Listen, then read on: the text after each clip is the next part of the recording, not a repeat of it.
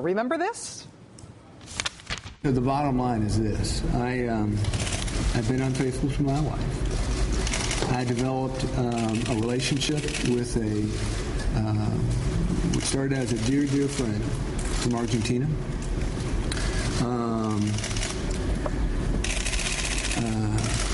It began very innocently, as I suspect many of these things do, but here recently, over this last year, it developed into something much more than that. I think that is the bottom line of God's law.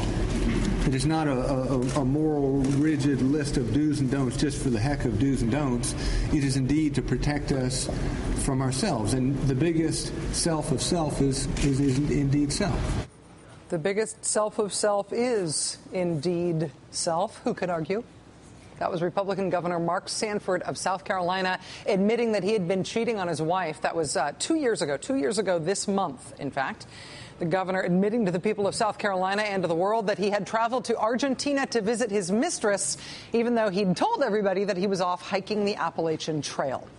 The day after that press conference, the day after sitting Republican Governor Mark Sanford of South Carolina admitted to not only having this affair, but lying about it, Republicans across the country, of course, were asked what they thought about all of this. What should happen to Mark Sanford? Should Mark Sanford resign because of all this? Among the Republicans asked that question was the number 2 Republican in the U.S. House of Representatives at the time, a gentleman you might have heard of named Eric Cantor. Here's how he responded. As far as his remaining governor, Brian, it's up to the people of South Carolina, and that will play out. But listen, Governor Sanford apologized yesterday. We ought to be, really dedicating our thoughts and prayers to his family right now, going through a difficult time. We should be praying for his family right now. Whether he stays where he goes is up to the people of South Carolina. It's not for me to say. One of the things that was so amazing about the Mark Sanford I Had an Affair press conference was that it came just about a week after a similar but also quite shocking I Had an Affair press conference from this guy. Last year, I had an affair. I violated the vows of my marriage. If there was ever anything that I could take back in my life, this would be it. That, of course, was Republican Senator John Ensign of Nevada, acknowledging that he, too, had been cheating on his wife. He had been stripping the wife of one of his Senate aides, who, in addition to being his mistress, was also working for his campaign. 2 high-profile Republican politicians busted for adultery in the span of about a week. Again, Eric Cantor, one of the top-ranking Republicans in the entire country, was asked to respond. He had responded to Mark Sanford, and then he had to respond to John Ensign. What should happen to these guys? Look, is anyone happy to see all that have happened? No. It's not good. But listen, we have our thoughts with their families and they themselves. But if you're going to talk the talk, why not walk the walk and say, you know what, they should step down? Well, listen, again, I say in the instance of the people in South Carolina and Nevada, it is up to them. Those are the elected individuals by those states. Our thoughts are with their families, but really it's up to the people of South Carolina and Nevada to decide. Me, Eric Cantor, it is not for me to say.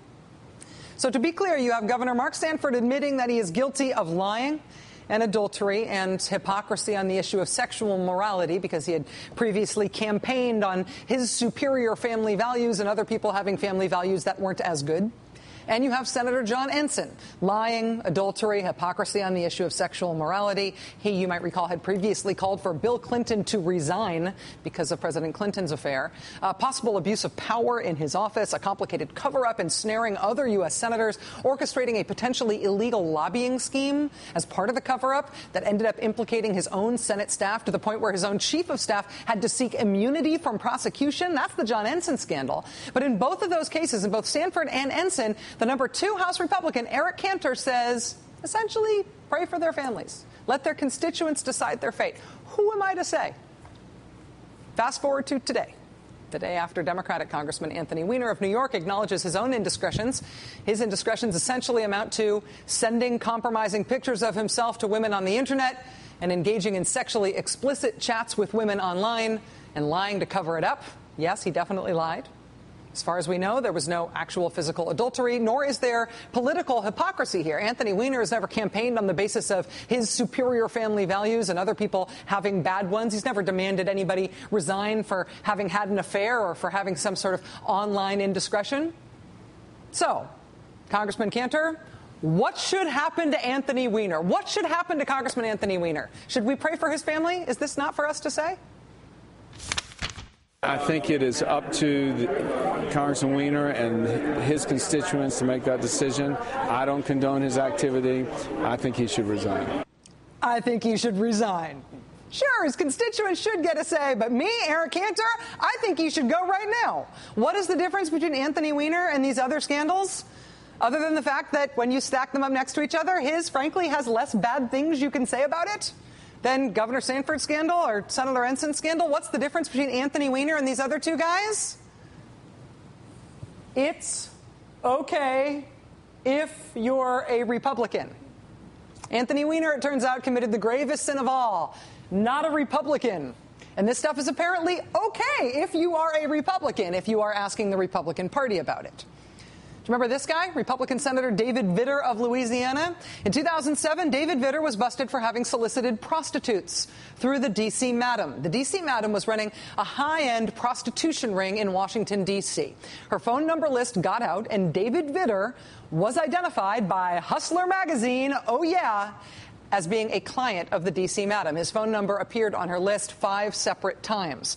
David Vitter was a member of the House of Representatives at the time. 2 of the phone calls from the D.C. Madam occurred during House votes. Really? David Vitter, like Mark Sanford and like John Ensign, addressed the media. He acknowledged that, yes, he, too, had been cheating on his wife. And this wasn't just cheating. Soliciting a prostitute is illegal, even in Louisiana. Illegal in Louisiana and in Washington, D.C. But Senator Vitter, who had previously called on Bill Clinton to resign for his affair, David Vitter decided that he was forgiven. Decided to stay in office, and we all had the image of the look on his wife's face burned into our minds forever. David Vitter decided that he himself was forgiven. He also was apparently forgiven by his Republican colleagues, allowed to stay in office by his Republican colleagues then in the Senate. And so today, right now, David Vitter remains a Republican senator from the great state of Louisiana. Here's one of his websites, which we accessed today.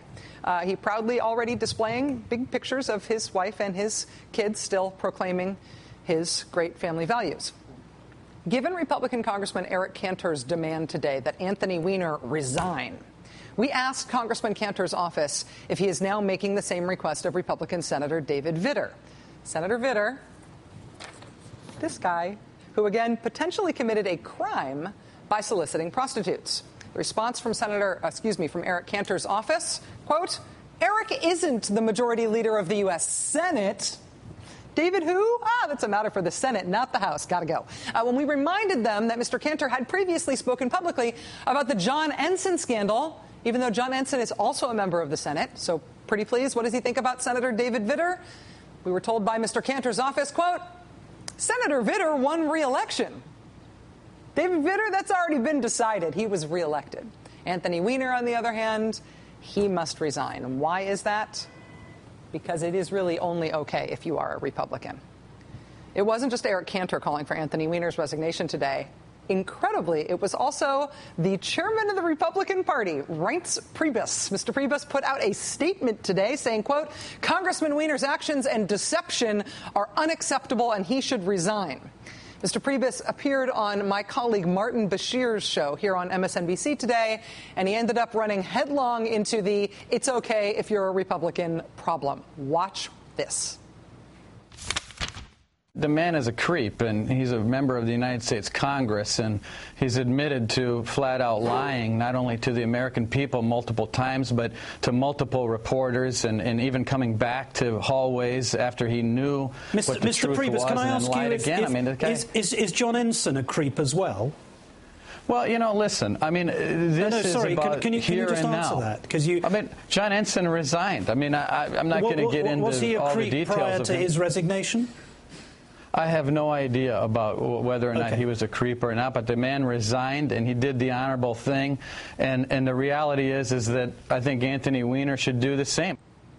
I have no idea if John Ensign was a creep. It should be noted that John Ensign only, Mr. Priebus says, did the honorable thing and resigned after it was clear that he was going to have to testify in front of the Senate Ethics Committee, after it was clear that the Ethics Committee had enough dirt on him to probably recommend his expulsion from the Senate. He didn't resign in shame. Oh, I've done wrong. He resigned about 4 feet in front of the pitchforks coming after him from the Senate he was part of. He only resigned because he was about to get thrown out. He didn't resign in shame. Is that the honorable thing? Mr. Priebus, who has presided over a Republican Party that counted John Ensign and David Vitter as its members in the Senate, never called for either of these guys to resign. He says he's still not sure if John Ensign is a creep. But Anthony Weiner must quit. It's okay if you're a Republican. As we speak, the House Republican Campaign Committee is demanding that any House Democrat who received any campaign donations from Anthony Weiner must return those donations immediately because it's tainted money. Now might be an appropriate time to note that the Republican Senate Campaign Committee was chaired by a man named John Ensign, while Mr. Ensign was stooping his Senate staffer's wife. Everything the Republican Senate Campaign Committee did was under John Ensign's direction in 2008. He even got the son of his mistress a job at the Republican Senate Campaign Committee while the affair was happening. Are these Republicans who received not just money but strategic advice and coordination from John Ensign's Senate Campaign Committee while he was having this affair that led to this cover-up, that led to this ethics scandal, that may lead to criminal charges, that may lead to him going to jail? Are these senators? These guys all tainted by John Ensign's taint? Whether or not you think that, certainly no Republican has argued that, even as they now argue that Anthony Weiner's money taints everyone it touches. It is okay if you are a Republican. It is okay if you think that Anthony Weiner should resign, frankly. It is okay if you think that everyone who's gotten money from Anthony Weiner is themselves now tainted somehow by the fact that he had sexual relationships online with people that weren't physical but were online, and maybe people should give that money back so they don't want to be associated with something like that. It's okay. There are not a lot of Democrats rushing to Anthony Weiner's defense right now, certainly if you're looking to his friends and colleagues in politics to ascertain an appropriate level of response here.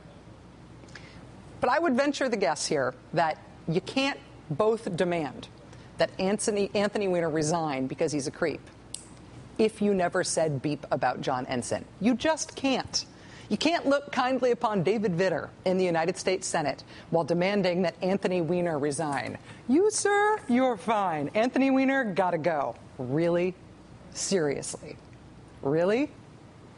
You cannot demand that people return donations from Anthony Weiner when the whole Senate Republican Campaign Committee was headed up by John Ensign while the affair and the cover-up were happening, and you didn't say beep about it. Either you actually care about this stuff or you do not. This is not to say that Anthony Weiner didn't do anything bad here. This show was one of the places where he lied in response to a direct question from me about what he was doing.